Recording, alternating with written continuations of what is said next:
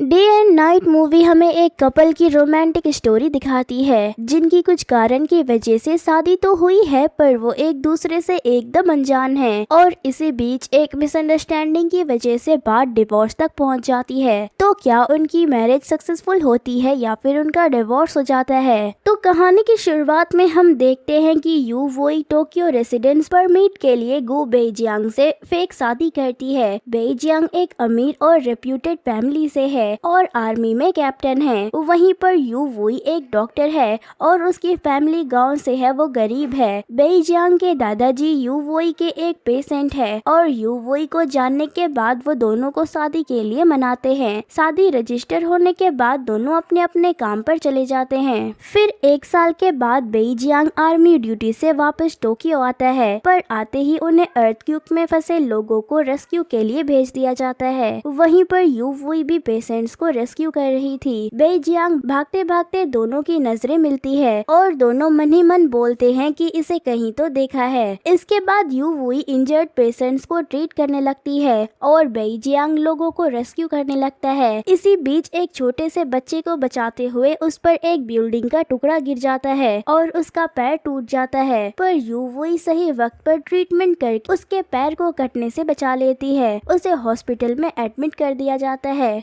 वो बड़ी हस्ती होने की वजह से उसे केयर के लिए यू वोई और लिन यून में से एक डॉक्टर को चूज करना था। यू वोई ने उसकी मदद की थी, इसी वजह से वो यू वोई को पर्सनल मेडिकल केयरटेकर के तौर पर चुनता है। दोनों एक दूसरे को इंट्रोड्यूस करते हैं। एक दूसरे का नाम सुनकर मन ही मन कहते हैं कि मैंने ये नाम कहीं तो सुना है। फिर यू वोई बेजियांग को बेड से उठने में मदद करती है। तभी दोनों बेड पर गिर जाते हैं और दोनों एक दूसरे को देखने लगते हैं। तभी बेजियांग का जूनियर आता है और उन्हें ऐसे देखकर दरवाजा खटखटाता है। दोनों अपने आप को संभालते हैं। जूनियर उसे पेपर देते हुए कहता है, कैप्टन आपके दादाजी ने कहा है कि भाभी जी इसी इलाके में रहती है, ये रहा उनका एड्रेस, क्या मैं उन्हें पिक करके यहाँ ले आऊँ? ये सुनकर बेजियांग कहता है मैं खुद ही जाऊँगा, जिस पर जूनियर कहता है पर कैप्टन आपका पैर। इस पर बेजियांग कहता है कि इसमें कोई बड़ी बात नहीं है, शादी को 1 साल हो गए हैं और वो मेरा इंतजार कर रही होगी, उसके लिए मैं इतना तो कर ही सकता हूँ। ये सुनकर यू वोई मन ही मन कहती है कि कितना अच्छा पति है, इतना जख्मी होने के बावजूद अपनी पत्नी के बारे में सोच रहा है। इसके बाद वो गाड़ी लेकर यू वोई के घर जाता है। यू वोई का घर का दरवाजा खटखटाता है तो वहाँ से एक आदमी निकलता है और तभी अंदर से आवाज आती है, हनी क्या तुम मुझे बाथरूम में कपड़े लाकर दोगे? उसे लगता है कि शायद मैं गलत घर में आ गया हूँ, इसीलिए वो एड्रेस पूछने के लिए यू वोई को कॉल करता है, पर कॉल की रिंग उसी के घर के अंदर से आती है। उसे लगता है कि उसकी बीवी उसे चीट कर रही है, इसीलिए वो गुस्से में वहाँ से निकल जाता है। थोड़ी देर के बाद यू वोई की फ्रेंड बाथरूम से बाहर आकर कहती है, हनी कब तक हम नहाने के लिए यू वोई के घर आएंगे? कब हमारे घर की पाइपलाइन ठीक होगी? और दरवाजे पर कौन था? ये सुनकर वो कहते हैं पता नहीं, यू वोई भी अपना फोन यहीं भूल गई है, उसे पूछ भी नहीं सकते। इसके बाद बेजियांग जूनियर को कहकर यू वोई के वर्क प्लेस पर कॉल करके डिवोर्स मांगता है। ये सुनकर यू वोई उसका कारण पूछती है तो वो बताता है बेजियांग ने उसे किसी गैर मर्द के साथ चीट करते हुए पकड़ा है, इसीलिए उसे डिवोर्स चाहिए। यू वोई गुस्से से कहती है कि क्या बकवास कर रहे हो, मुझ पर ऐसे फालतू के इल्जाम मत लगाओ, और अगर डिवोर्स हुआ तो मेरी भी बेइज्जती होगी, इसीलिए मैं डिवोर्स नहीं दूंगी। जूनियर अपनी बात पर अड़ा रहता है और फोन काट देता है और हॉस्पिटल आ जाता है। ये बात हॉस्पिटल में सबको पता चल जाती है कि यू वोई अपने पति पर चीट कर रही है, पर किसी को ये नहीं पता था कि उसका हस्बैंड है कौन। फिर थोड़ी देर के बाद चीफ डॉक्टर उसे ऑफिस में बुलाते हैं और उसके साथ जबरदस्ती करने लगते हैं। यू वोई मदद के लिए चिल्लाती है। बाहर उसकी आवाज बेजियांग सुन लेता है और लंगड़ाते हुए आता है और डॉक्टर को देखकर उसे धक्का दे देता है। डॉक्टर उसे कहता है कि ये लड़की मुझे फंसा रही है, ये बहुत चालू है। इस पर बेजियांग कहता है तुम यू वोई के बारे में क्या ही जानते हो, इसका चेहरा सब बता रहा है। ये कहकर उसे लात मारकर गिरा देता है। फिर यू वोई को मदद के लिए हाथ बढ़ाता है। फिर यू वोई बेजियांग के पैर की ड्रेसिंग करने लगती है और कहती है कि मुझे बचाने के लिए थैंक्स। फिर बेजियांग उसे डॉक्टर के बर्ताव के बारे में पूछता है। वो बताती है शायद ये मेरे हस्बैंड ने डिवोर्स के लिए किया होगा। ये सुनकर बेजियांग कहता है डिवोर्स के लिए इतनी चीप हरकत उस बेवकूफ को सबक सिखाना चाहिए। ये सुनकर यूवुई उसे पर्सनल प्रॉब्लम बताकर टाल देती है। ड्रेसिंग करके यूवुई जा रही होती है, तभी जूनियर आकर कहता है कैप्टन भाभी डिवोर्स के लिए नहीं मान रही। कहते हैं कि बेईजियांग के कहने पर जूनियर फिर से डिवोर्स के लिए फोन करता है। इस पर गुस्सा होकर यूवुई चिल्लाते हुए कहती है मैं तुम्हें डिवोर्स नहीं दूंगी। एक तो उसकी वजह से मेरे इज्जत की धज्जियां उड़ गई। अगर उसे डिवोर्स चाहिए तो मुझसे सबके सामने नाक रगड़कर माफी मांगनी होगी। फिर वो बेईजियांग की ड्रेसिंग बदलने आती है। बेईजियांग उसका चेहरा देखकर पूछता है कि क्या तुम रो रही थी? तुम्हें किसने फिर से परेशान किया? यूवुई कहती है मेरे हस्बैंड ने कुछ फालतू की अफवाह सुनी है और वो उन्हें मानकर मुझे डिवोर्स के लिए परेशान कर रहे हैं। ये सुनकर गुस्से से बेईजियांग कहता है कि कैसा आदमी है जो अफवाहों पर विश्वास करके तुम्हें डिवोर्स दे रहा है। अगली बार कोई परेशान करे तो मुझे बता देना, मैं एक दोस्त की तरह तुम्हारी मदद करूंगा। इस पर यूवुई कहती है कि आप इतने अच्छे हैं, फिर आपका डिवोर्स क्यों हो रहा है? इस पर बेईजियांग कहता है कि शायद ये मेरी ही गलती है, मैं ही उसे टाइम नहीं दे पाया। ये कहकर वो उसे सारी घटना बता देता है। फिर हम देखते हैं कि लिनयुन अपनी एक कलीग को यूवुई के बारे में बता रही होती है कि वो कितनी चालू है। यूवुई ने पहले तो अपने हस्बैंड को चीट किया और अब कैप्टन बेईजियांग पर और उनकी दौलत पर डोरे डाल रही है। तभी यूवुई वहाँ आ जाती है और वो सब सुन लेती है। लिनयुन उसकी तरफ जाते हुए कहती है कि तुम्हारा एक आदमी से मन नहीं भरा जो अब कैप्टन बेईजियांग को फंसा रही हो। ये सुनते ही यूवुई उसे एक तमाचा जड़ देती है और दोनों झगड़ने लगती हैं। फिर हम देखते हैं कि बेईजियांग यूवुई को दवा लगाते हुए पूछता है कि इतना मार खाकर क्यों आई हो और उससे झगड़ने की क्या जरूरत थी। ये सुनकर यूवुई कहती है कि मैं मार खाकर नहीं मार कर आई हूँ, वो मेरे पीठ पीछे हमारे बारे में गंदी बातें कर रही थी तो मुझे गुस्सा आ गया। फिर शाम को यूवुई अपने घर जाती है तो वहाँ पर उसकी माँ और भाई आए हुए थे। यूवुई कहती है कि माँ आप मेरे घर कब आई? इस पर उसकी माँ कहती है ये तुम्हारा घर नहीं है। इस पर यूवुई कहती है कि हॉस्पिटल ने ये घर मुझे रहने को दिया है। जिस पर उसकी माँ कहती है कि तुम चुपचाप यहाँ से निकल जाओ, मुझे लगा कि सुंदर हो तो अमीर लड़के को फंसाओगी और मुझे पैसे मिलेंगे, तुम मेरे अब कोई काम की नहीं हो। ये कहकर वो उसे घर से निकाल देती है। बाहर बेईजियांग उसे देख लेता है और उसे अपने घर में रहने के लिए कहता है, जिस पर वो शादीशुदा होने की वजह से उसे मना कर देती है। बेईजियांग उसे ये कहकर मना लेता है कि वो असल में मिलिट्री कैंप में रहता है और वो घर खाली रहता है। फिर अगले दिन बेईजियांग अपने दादाजी के घर जाता है और उनसे डिवोर्स के बारे में बात करता है। दादाजी उसे समझाने की कोशिश करते हैं कि वो उसकी गलतफहमी भी हो सकती है। इस पर बेईजियांग कहता है कि मैंने खुद अपनी आंखों से उसके घर में एक आदमी को देखा है और वो उसे हनी कहकर बाथरूम में बुला रही थी। दादाजी उसे बोलते हैं कि अभी उसकी कुछ दिनों में बर्थडे पार्टी है, वहाँ उन्हें एक दूसरे से मिलकर इस प्रॉब्लम का हल निकालना चाहिए। ये सुनकर बेईजियांग यूवुई को खुद हॉस्पिटल के नंबर पर कॉल करता है और डिवोर्स पर बात करने के लिए बर्थडे पार्टी पर बुलाता है। यूवुई मान जाती है और बर्थडे पार्टी में चली जाती है। वहाँ पर लिनयुन भी आती है। वो यूवुई को देखकर कहती है कि तुम फिर से किसे फंसाने यहाँ आई हो? मुझे पता है कुछ दिनों पहले तुम कैप्टन बेईजियांग के घर पर थी, तुम एक रखेल हो और तुम्हारी वजह से ही उनका डिवोर्स हो रहा है। आज मैं तुम्हारा रंग सबको दिखा दूंगी। ये कहकर वो उस पर शराब फेंक देती है और गार्ड से उसे पकड़वा कर उसके कपड़े फाड़ने लगती है। तभी बेईजियांग वहाँ पर आता है और लात मारकर गार्ड्स को गिरा देता है। वो कहता है कि ये इज्जतदार पार्टी है, यहाँ पर किसी को परेशान करने नहीं बुलाया है। ये सुनकर लिनयुन कहती है कि आप नहीं जानते पर ये औरत शादीशुदा होकर भी दूसरे मर्दों को फंसाती है और अब ये आप पर डोरे डाल रही है। ये सुनते ही वो कहता है बस बहुत हुआ। ये कहकर अपने गार्ड से उसे वहाँ से ले जाने को कहता है। फिर यूवुई की तरफ मुड़कर कहता है तुम ठीक हो ना? इस पर वो कहती है कि आपके पैर में तो चोट थी ना? ये कहकर वो वहाँ से जाने लगती है। वो उसे रोकते हुए कहता है कि मेरा कोई गलत इरादा नहीं था। तभी यूवुई रुक कर कहती है जैसा कि सबको पता है अभी तक आपका डिवोर्स नहीं हुआ है और आप अमीर और इज्जतदार फैमिली से हो, इस वजह से लोग मुझे आपकी रखेल समझेंगे और ये मुझे मंजूर नहीं। इस पर वो कहता है तुम गलत समझ रही हो। ये कहकर वो उसका हाथ थामने जाता है पर यूवुई उसे ठुकरा देती है और कहती है कि हम दोनों ही शादीशुदा है और मुझे बचाने के लिए मैं आपको हीरो समझती हूँ, प्लीज समझिए। ये कहकर वो वहाँ से चली जाती है। उसकी बात सुनकर वो शराब पीने लगता है। तभी उसके दादाजी आते हैं और गुस्से से कहते हैं कि ये मैं क्या सुन रहा हूँ,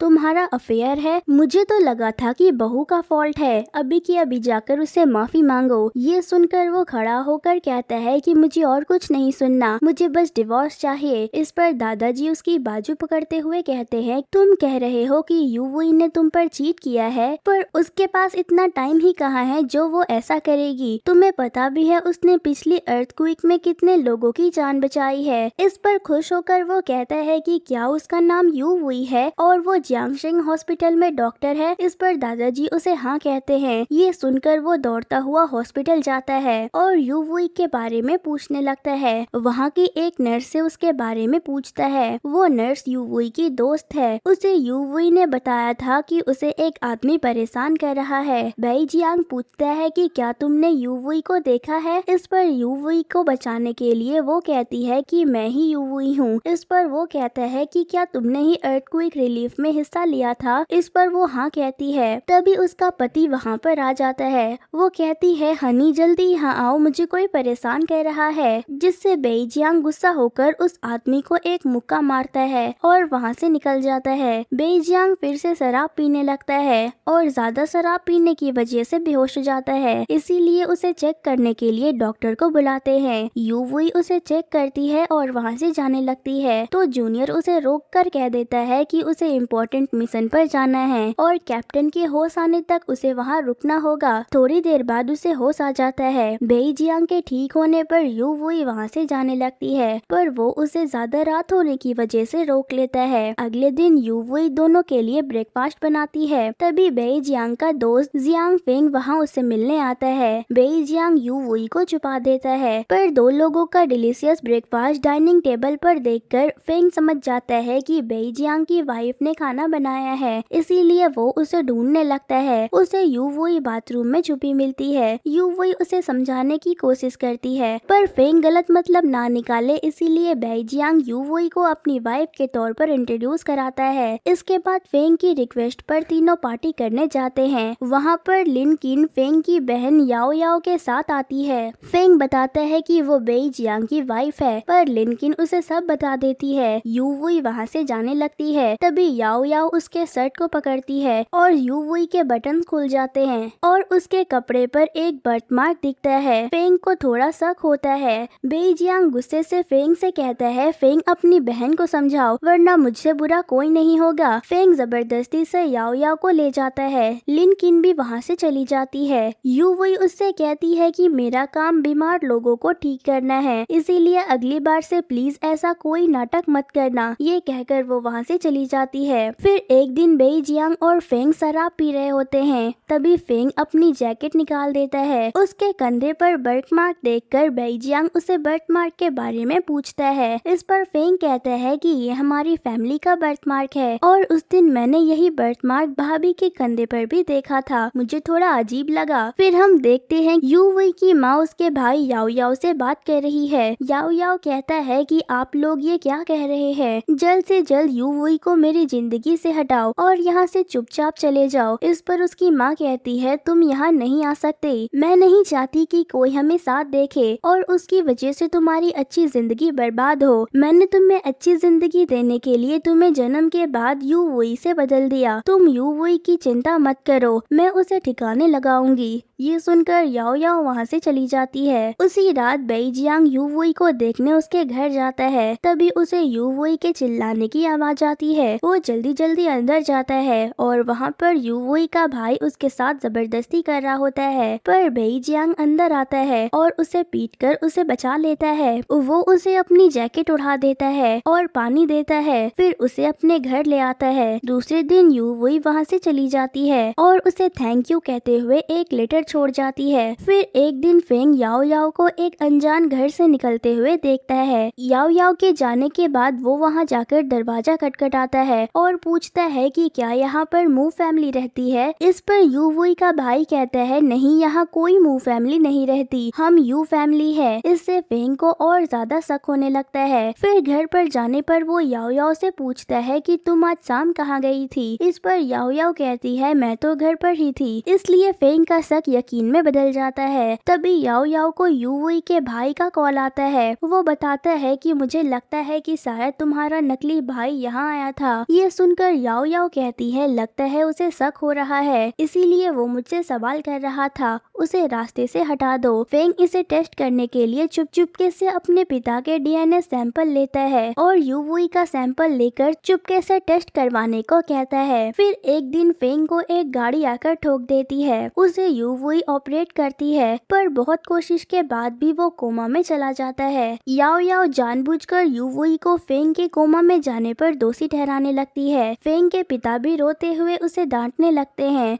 तभी बेई जियांग उसे रोककर कहते हैं यू वुई के लिए सारे पेशेंट समान हैं, मैं फेंग के एक्सीडेंट की इंक्वायरी करूंगा। बेई जियांग इंक्वायरी करता है और गाड़ी के ड्राइवर को पकड़कर उससे सब उगलवा लेता है। वो बता देता है उसे ये जियांग याओ याओ ने करने को कहा था। तभी डीएनए के टेस्ट रिजल्ट आ जाते हैं और वो बेई जियांग के हाथ लगते हैं। इसी बीच बेई जियांग अपनी बीवी को डिवोर्स के बारे में बात करने के लिए बुलाता है। यू वुई मान जाती है, पर वो कहीं वहाँ नहीं आती। वो गुस्सा होकर चला जाता है। बेई जियांग इंक्वायरी के नतीजे और टेस्ट रिजल्ट ले जाकर फेंग के पिता को दिखाता है। याओ याओ और यू वुई का भाई उसे ठिकाने लगाने के लिए एक गैंगस्टर से मदद मांगते हैं। वो भी मदद के लिए मान जाते हैं, क्योंकि बेई जियांग की फैमिली से उसे बड़ी दिक्कत थी। यू वुई को बेई जियांग के साथ देखकर उसे लगता था कि वो उसकी बीवी है, इसीलिए उनसे बदला लेने के लिए वो उनकी मदद के लिए मान जाते हैं। याओ याओ को लग रहा था कि सब उसके प्लान के हिसाब से चल रहा है, पर उसकी बदतमीजी की वजह से यू वुई का भाई उसे उन गैंगस्टर को बेच देता है। गैंगस्टर फोन करके फेंग के पिता को 50 करोड़ की फिरौती मांगने लगता है और यू वुई को बचाने के लिए बेई जियांग और उन्हें अकेले बुलाता है। वो गुंडे बेई जियांग को तड़पाने के लिए यू वुई को टॉर्चर करने लगते हैं। इसी बीच फेंग के पिता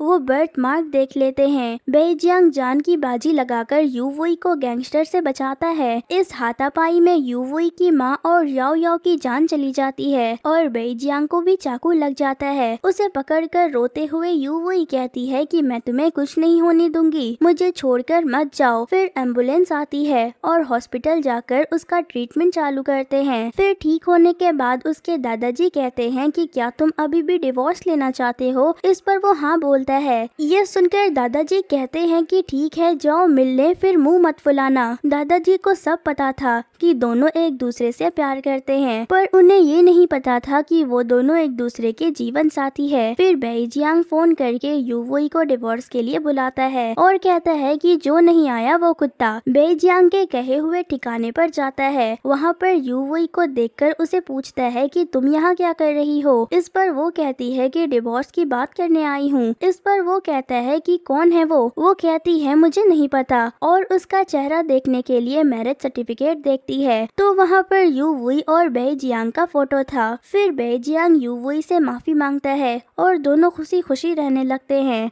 और कुछ महीने बाद फेंग भी कोमा से बाहर आ जाता है और यू वुई प्रेग्नेंट हो जाती है। इसके बाद दोनों खुशी से रहने लगते हैं और इसी के साथ ये कहानी यहीं पर खत्म हो जाती है। तो दोस्तों कैसी लगी आपको आज की एक्सप्लेनेशन मुझे कमेंट करके जरूर बताना। फिर मिलती हूँ किसी और इंटरेस्टिंग सी मूवी की एक्सप्लेनेशन के साथ, तब तक के लिए thank you and bye bye.